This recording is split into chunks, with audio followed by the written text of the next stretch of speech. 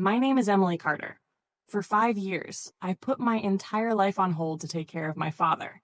I quit a promising marketing job in Chicago. I ended a relationship with a man I thought I would marry. I moved back to my hometown in Ohio.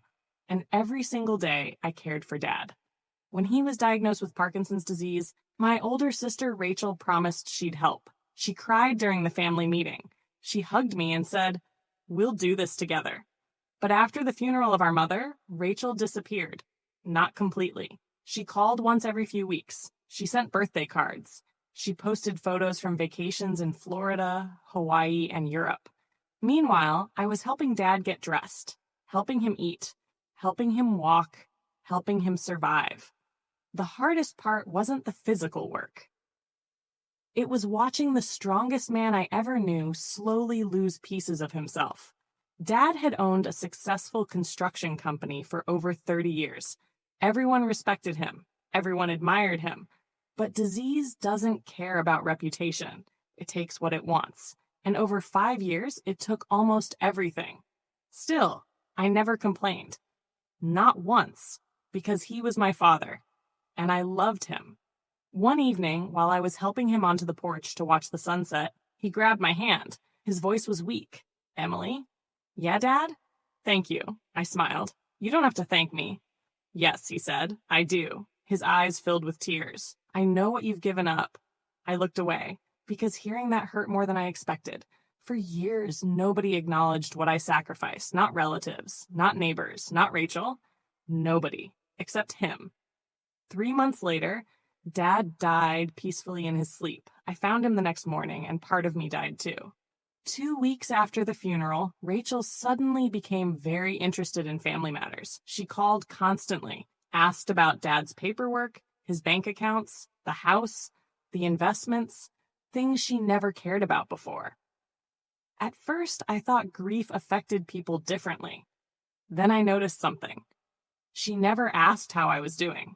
Not once. The reading of the will was scheduled for a Friday morning. Rachel arrived wearing designer clothes and carrying a luxury handbag.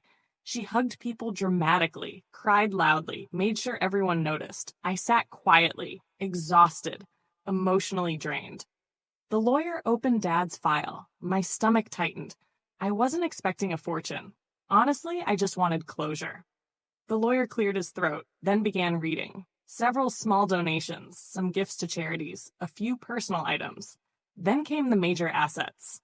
The house, Dad's savings, investment accounts, the construction company, everything, every single thing. Went to Rachel. The room went silent. I thought I'd misheard. The lawyer continued. Nothing for me. Not the house, not the business, not even a percentage, nothing. My entire body went numb. Rachel looked shocked for about 3 seconds. Then she smiled. She actually smiled. I stared at the papers. 5 years. 5 years of sacrifice. 5 years of caregiving. 5 years of sleepless nights. And I received absolutely nothing. The lawyer finally looked at me. "Miss Carter, there is one final statement." Rachel sat up straighter. The lawyer unfolded another document. "This message is addressed specifically to Emily." Suddenly the room became very quiet. He began reading. "Emily, if you're hearing this, then I'm gone." My eyes immediately filled with tears. Dad's words sounded exactly like him. I know what the will says. And I know what you're thinking right now. Rachel shifted uncomfortably. The lawyer continued. "You're wondering why your sister received everything. You're wondering if I forgot what you did for me.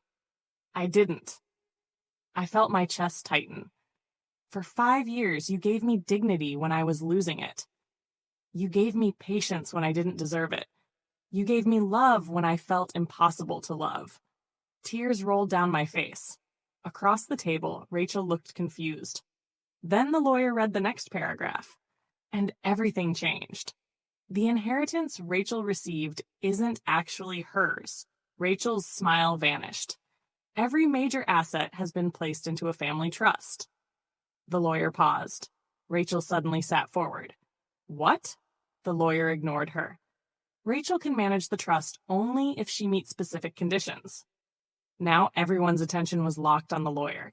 She must maintain the business successfully for 5 years. She cannot sell company assets. She cannot sell the house. She cannot withdraw principal funds. And every financial decision requires approval from the trust's protector. Rachel frowned. Who is the trust protector? The lawyer looked directly at me, then answered, Emily Carter. The room exploded. Rachel nearly jumped out of her chair. What? The lawyer continued. If Rachel violates any trust conditions, he looked back at the document. All trust assets transfer immediately to Emily. Rachel's face turned white, but Dad wasn't finished. Rachel spent years avoiding responsibility. You spent years accepting it. I needed one final test. If Rachel truly changes, she can earn the privilege of protecting what our family built. But if she doesn't, the lawyer smiled slightly, then everything belongs to the daughter who already proved she deserved it. I couldn't speak. Rachel looked furious, humiliated, exposed. Then came Dad's final words. Emily, thank you for giving me 5 extra years of life worth living. No inheritance could ever repay that debt, but I hope this comes close. The next 6 months were chaos. Rachel hated every second of the arrangement. She suddenly had responsibility, real responsibility, and she wasn't prepared for it. The business required work, the house required maintenance, employees required leadership. Rachel wanted quick money. She wanted easy money. She wanted freedom. Instead, she had rules. One day she called me, furious. You manipulated Dad. I laughed for the first time in years. No, Rachel, you did that yourself. She hung up. Over the next year, problems multiplied. Employees quit, clients complained. Rachel ignored expert advice, ignored financial reports, ignored warnings. Then she made a mistake, a huge one. Without authorization, she secretly negotiated the sale of company equipment. She thought nobody would notice. But trust audits exist for a reason. The violation was discovered almost immediately. The lawyer called me. Then he called Rachel. 1 week later, another meeting was scheduled. Rachel arrived looking terrified. The lawyer reviewed the evidence, then delivered the verdict. She had violated the trust agreement. The consequence was automatic, immediate, irreversible. Every major asset transferred to me. The business, the investments, the house, everything. Rachel screamed, argued, threatened lawsuits, but the documents were airtight. Dad had planned everything carefully. For years, there was nothing she could do. Nothing. Several months later, I stood on the porch of Dad's house, the same porch where we'd watched sunsets together. The business was thriving again. The employees were happy. Life felt stable for the first time in years. Then my phone rang. Rachel. I almost ignored it, but something made me answer. Her voice sounded different, smaller. I'm sorry. I said nothing. I spent years being selfish. Still nothing. I thought Dad would always be there. A long silence followed. Then she started crying. Real crying. Not the dramatic kind. The genuine kind. Finally, I spoke. You know what hurts most? What? Not losing the inheritance. She was quiet. It's knowing Dad needed help and you weren't there. For several seconds, neither of us spoke. Then Rachel whispered, I know. And for the first time, I believed her. That evening, I watched the sunset alone, just like Dad and I used to. And I remembered the question everyone asked after hearing my story. What did you say when you got nothing? The truth? I didn't argue. I didn't fight. I didn't beg.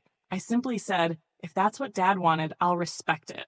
Because real character is revealed when nobody is watching. And in the end, Dad had been watching all along.